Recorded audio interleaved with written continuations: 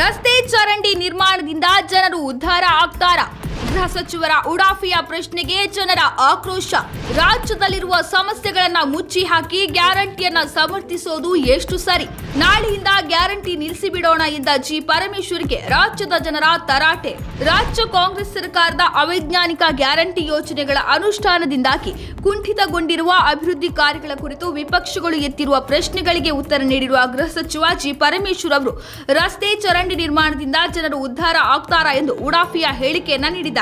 ತುಮಕೂರಿನ ಕಾರ್ಯಕ್ರಮವೊಂದರಲ್ಲಿ ಮಾತನಾಡಿದ ಪರಮೇಶ್ವರ್, ವಿರೋಧ ಪಕ್ಷದವರು ಪದೇ ಪದೇ ನಮ್ಮ ಗ್ಯಾರಂಟಿ ಯೋಜನೆಯನ್ನ ವಿರೋಧಿಸುತ್ತಾರೆ. ಗ್ಯಾರಂಟಿ ಯೋಜನೆಯಿಂದ ಜನರ ಜೀವನ ಉದ್ಧಾರ ಆಗಿದೆ. ಗ್ಯಾರಂಟಿ ಕೊಡದೆ ರಸ್ತೆ ಚರಂಡಿ ನಿರ್ಮಾಣ ಮಾಡಿದ್ದರೆ ಜನರು ಉದ್ಧಾರ ಆಗ್ತಾರಾ ಎಂದು ಗೃಹ ಸಚಿವ ಜಿ ಪರಮೇಶ್ವರ್ ಪ್ರಶ್ನಿಸಿದ್ದು ವ್ಯಾಪಕ ಆಕ್ರೋಶಕ್ಕೆ ಕಾರಣವಾಗಿದೆ.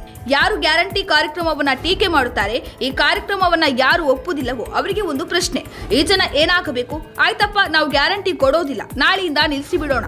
ಈ 58,000 ಕೋಟಿ ರೂಪಾಯಿ ಏನು ನಾವು ಕೊಡ್ತಾ ಇದ್ದೀವಿ, ನಾಳೆ ನಿಲ್ಲಿಸ್ತೀವಿ. ಆದ್ರೆ ನೀವು ರಸ್ತೆ ಮಾಡೋದ್ರಿಂದ, ಚರಂಡಿ ಮಾಡೋದ್ರಿಂದ ಅಥವಾ ಇನ್ನೇನೋ ಕಾರ್ಯಕ್ರಮ ಮಾಡೋದ್ರಿಂದ ಈ ಬಡವರ ಜೀವನ ಏನಾಗುತ್ತದೆ? ಉದ್ಧಾರ ಆಗುತ್ತದಾ ಎಂದು ಪ್ರಶ್ನೆ ಮಾಡಿದ್ದಾರೆ. ಮುಂದುವರಿದು, ಹಾಗಂತ ನಾವು ರಸ್ತೆ ಮಾಡೋದನ್ನ ನಿಲ್ಲಿಸಿಲ್ಲ, ಮನೆಗಳನ್ನ ಕಟ್ಟೋದನ್ನ ನಿಲ್ಲಿಸಿಲ್ಲ, ಯಾವ ಕಾರ್ಯಕ್ರಮವನ್ನು ನಿಲ್ಲಿಸಿಲ್ಲ, ಕೆಲಸ ಮಾಡಲು ಒಂದಿಷ್ಟು ನಿಧಾನ ಆಗಿರಬಹುದು ಎಂದು ಒಪ್ಪಿಕೊಂಡಿದ್ದಾರೆ.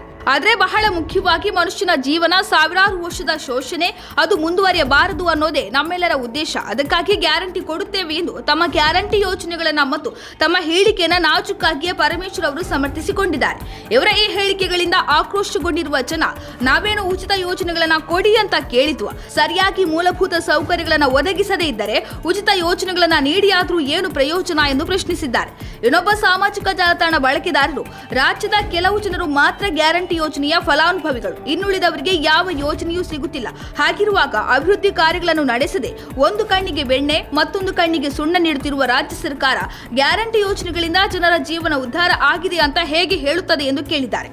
ರಸ್ತೆ ಗುಂಡಿಗಳಿಂದ ಈಗಾಗಲೇ ಅನೇಕರು ಪ್ರಾಣ ಕಳೆದುಕೊಂಡಿದ್ದಾರೆ. ರೈತರಿಗೆ ಸರಿಯಾದ ಬೆಂಬಲ ಬೆಲೆ ಸಿಗದೆ ಆತ್ಮಹತ್ಯೆ ಮಾಡಿಕೊಳ್ಳುತ್ತಿದ್ದಾರೆ. ಇಷ್ಟೆಲ್ಲಾ ಸಮಸ್ಯೆಗಳನ್ನು ಮುಚ್ಚಿ ಹಾಕಿ ಉಡಾಫಿಯ ಹೇಳಿಕೆಯನ್ನು ನೀಡಿರುವ ಗೃಹ ಸಚಿವರನ್ನ ತರಾಟೆಗೆ ತೆಗೆದುಕೊಂಡಿದ್ದಾರೆ.